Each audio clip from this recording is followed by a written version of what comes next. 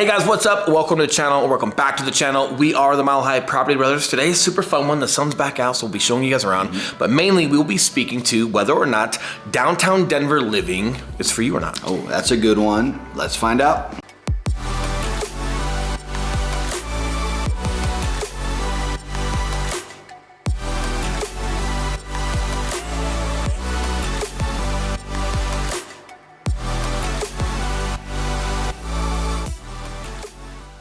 What's up guys, I'm Eli Schmidt, this is my partner Will Grimes, and if it's your first time checking out our channel, welcome, and while you're here, hit that subscribe button and the notification bell, because every Tuesday and Thursday and all week long, we drop a ton of content telling you everything there is to know about moving to or living in the entire Denver, Colorado area. 100%, and we are licensed brokers here in Colorado, which means as much as we love making these videos, we would love more to help you with those real estate needs. So that number that's popping up below are the guys trying to the phone calls, text messages, and those emails. So if we can help you, we would love to do so. But with that being said, downtown Denver living, is that for you? Is it not for you? Let's dive in. Let's cover a couple of topics that might give you guys some help with that, or at least just allow you to ask yourself the right questions of whether that's for you or not.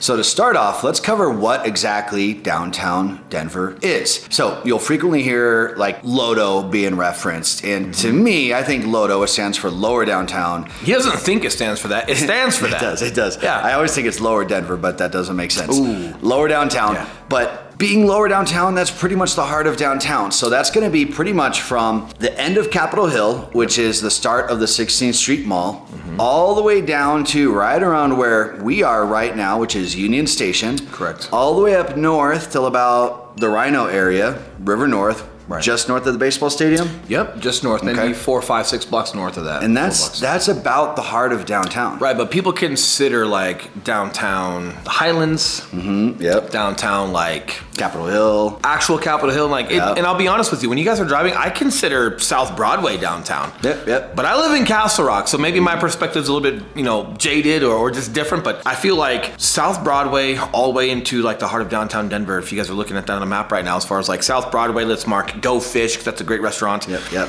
All the way north into the heart of Denver. If you're going north toward downtown Denver, you pass Capitol Hill, you pass Colfax, you pass 17th. Like there's a lot of like downtown feel before you get into actual like LODO, right? So I think what we'd like to do for you guys is just cover proximity as far as like all of that because of how you guys consider it. We'll start with that. So if we're starting off in LODO, the heart of downtown, and branching out from there, the majority of what you'll find out here, which may make it for you or may not make it for you, are primarily condos. We don't have any of these like massive skyscrapers like you'll see in Chicago's and New York's, but we do have some really good size apartments, condos, things like that. You have luxury. You've got Four Seasons, so you guys can own one there. Yep. At the Pullman, where we're at now, there's the Coloradan, the Glass House. There's a few notable developments around here, but for the most part, Colorado just doesn't have these big, massive skyscrapers. So even those buildings are limited in the sense of, you could find as far as these massive buildings. Now, one thing Denver does have a lot of that I really like are these old converted warehouses that are very industrial. They're brick. They're maybe 4, 5, 6 stories high, and they're literally converted warehouses from way back in Denver's and they've built like single development condos that are inside of those, and super cool. And because some of those are historical buildings, as far as like your value, you're definitely holding a lot of those have obviously increased, but really cool. And it keeps it unique to like the Denver feel. And those are also ironically right next to like dog parks, outdoor river walk areas, like really cool little spots. Yeah, and just it keeps a lot of the Denver character. So the Glass House, like these upscale luxury condos, very cool, very modern, very contemporary. But man, there is something so special about a building that's 100, 150 years old. That was an old firehouse or something, and it has been converted, and they've kept just a lot of the cool brick and charm and exposed ventilation systems and all those things that I think people moving to or living in Denver are really looking for. Correct. And now that you guys have a little bit of an understanding as far as like what downtown is or what people consider downtown Denver, for the most part, let's kind of dive into like, hey, is living down here for you? Is it not for you? And like, I love starting off with entertainment. So let's start with entertainment before we get to jobs and all that other cool stuff. You are not too far from Ball Arena, not like a ballerina, Ball Arena. Ball Arena. That's where the Denver Nuggets play. That's where the Avalanche play. That's where a lot of your concerts are at, like where we're at right now on 19th and Wewater. We are literally blocks away from Ball Arena, which is super cool. You're also 2 blocks away from Coors Field. Yep. You're not too far from Commerce City, where you have some like the old rodeo. Yeah, like the Western stock show. You've got stock show. That's Yep. not too far. You've also got like in Power Field where the Denver Broncos play. We've got Russell Wilson with the Denver Broncos now, so super cool. So when it comes to that, in addition to the entertainment side as far as sports or concerts, you've got a ton of food that's down here right now. Speaking of firehouses, there's a restaurant. I can't remember the name. We will find the name and put it in here. Woody Fisher. Dang it! I knew he was gonna know that. It's an old firehouse that got built out and added on to that they created a restaurant out of, and it's right down the street from us, which is really cool. Not only an old firehouse, sorry to interrupt. Oh. The first firehouse in Denver. Yeah, Woody Fisher, pretty cool place. I'm the best there is, plain and simple. I mean, I wake up in the morning, I piss excellence. Digressing, getting back to it, the food is phenomenal here, but yes, you are also super close proximity to a lot of entertainment. This is a hub for like international tours for the museum. So when it comes to dinosaur stuff or King Tut, all of that comes to the Denver Museum. You've got, again, the entertainment, the sports, and a lot of that is just within walking distance. And it's nice that it's within walking distance because yes, as far as public transportation here in downtown Denver, you've got 16th Street Mall, bus/trolley it runs. But outside of that, like you've got Union Station that has a light rail, but there's still some places that you'd have to walk. And what I'm getting at is like downtown Denver is still very vehicle heavy. A lot of people still drive and park. There's not necessarily a ton of transportation that's going to get you from block to block like a lot of other bigger cities. Those scooters are a great option. Yeah, your Lyft or Uber scooters or whoever's doing those is super cool. For the most part, if you're living down here, the winter can get a little bit heavy. It is a full-on winter, but yes, we do get so many sunny days out here, so it does melt. The infrastructure as far as plowing and just road mitigation during those times is super good, but sometimes like if you're used to or if you have a necessity to walk 2 blocks, 3 blocks, 4 blocks and it's winter, it can be a little harsh. So as far as getting groceries and things like that, that could hinder you a little bit, but as far as like spring, summer, fall, entertainment, food, really cool.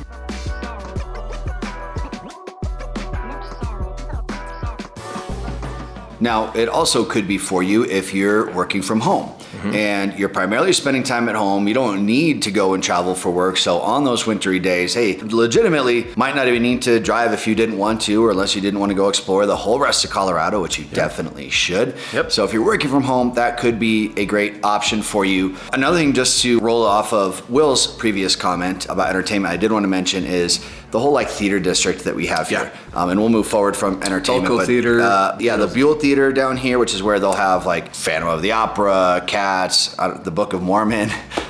Any of those. That's funny. It's a hilarious play. It is pretty funny. All those ones that come into town, we are always on the list for those. So definitely something that you should look into. Correct. And back to transportation a little bit. If you do work from home and a lot of things are remote for you, don't necessarily have to go out. It is nice to just make sure that whatever condo or townhomes that you're looking at, it is proximity to like your grocery stores and like the daily needs. I do think like there's one little frustration having like our office, our headquarters down here in downtown is gas stations aren't readily as accessible as like suburbia or off the highways. Like when you're in the heart of downtown, you kind of have to get to a little bit of the outskirts. There's like 1, maybe 2 down here, but getting in and getting out of it can get a little hectic because of how much traffic comes down into the heart of Denver. So I actually wait and just get out toward the outskirts, toward the suburbias off the highway. So if you're down here on a regular and like those are the only couple that you can have, maybe you don't mind so much. It's a little frustrating. That's a good point. Now, another one here, if you are not too excited about lawn maintenance or lawn care or anything like that, and you really want a no maintenance lifestyle or house, then a downtown condo might be for you. Now, we've got a couple that are selling a home in Castle Rock. Shout out to you guys. You know who you are. I was having them for the next section. Dang it. Maybe you need a change. That was going to be the category. That's right. Well, let's dive into it because that segues perfectly. These folks they would like a change, right? So maybe there's a topic for you. Maybe like you've lived in suburbia, the mountains, or whatever it may be, and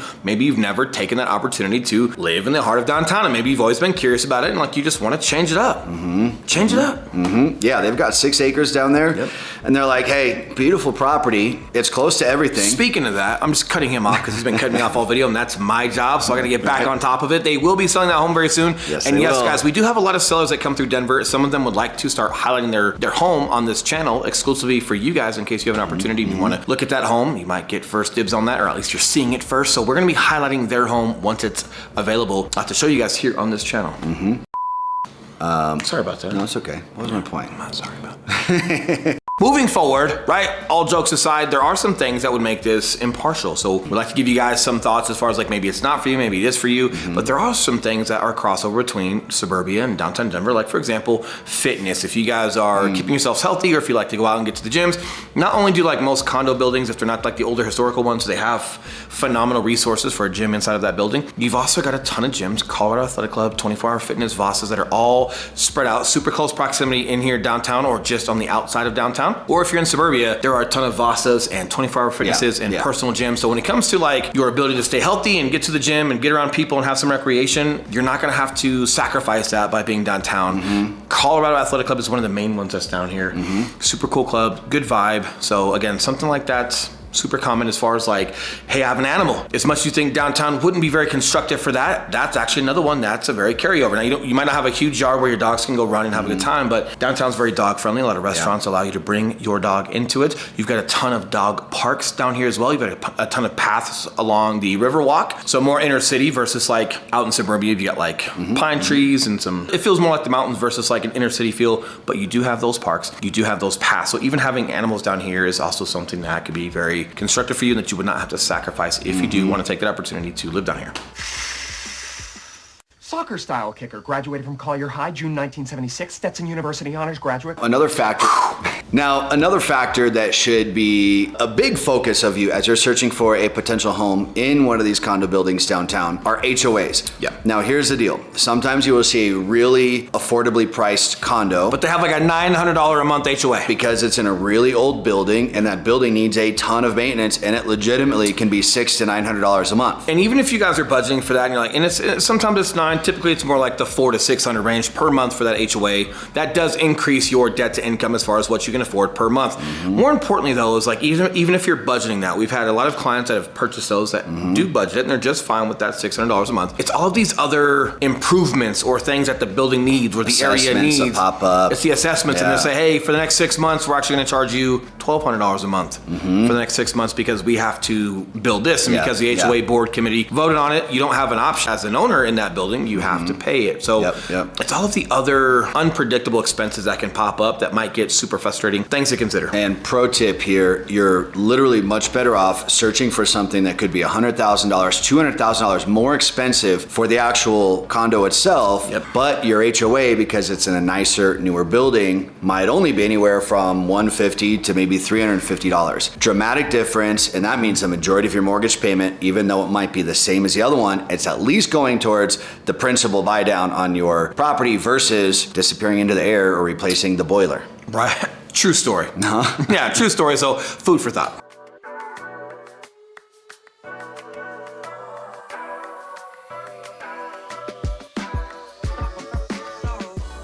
Last point here, parking. Parking is a real factor. In downtown Denver, you've got street metered parking. Outside of that? Yeah, you've got public parking. You've got a couple like public garage. Yeah, paid. Yeah. And you've got some of these buildings that do have like parking on the main level or in the basement. Like for example, the Pullman that we're in, like they've got parking below for residents. Some across the street also have parking down below as well. But something to consider because you're either paying for that extra spot to have it in the building or it's paid parking. And if you have guests come over frequently, it can be kind of tough navigating that. If your apartment doesn't have enough guest parking, then they're gonna have to park on the street, which means you have to refresh it every 2 hours.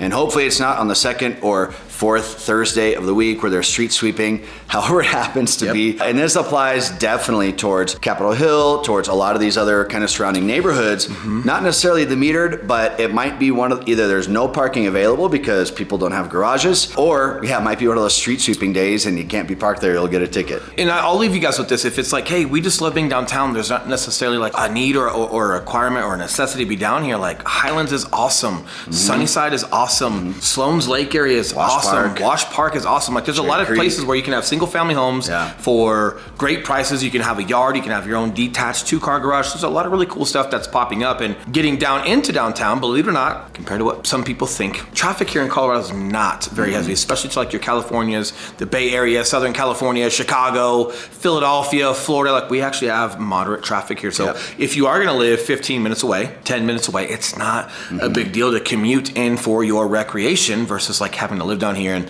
paying some of the HOAs or the parking. So we're not necessarily against it, but we have had a lot of clients these past couple of years that found some really cool spots in these older Denver neighborhoods with amazing single family homes, and they're detached 2-car garage, and like they've got the convenience of living somewhere and having some space, and even just like a garage or a little shed for storage stuff that doesn't clutter your house. It's little things like that, I think, that adds up, but they still have plenty of time, and it's super easy to still commute down into Denver via light rail and have a great time. As a reminder, it's not as clever this time, but yes, we are licensed brokers in the state of Colorado, and yes, just as much as we love making these videos, we would love more help with those real estate needs. It's that number that's popping back up below. We are the guys who answer the phone calls, text messages, and those emails. So if there's anything we can do for you, we would love to help you.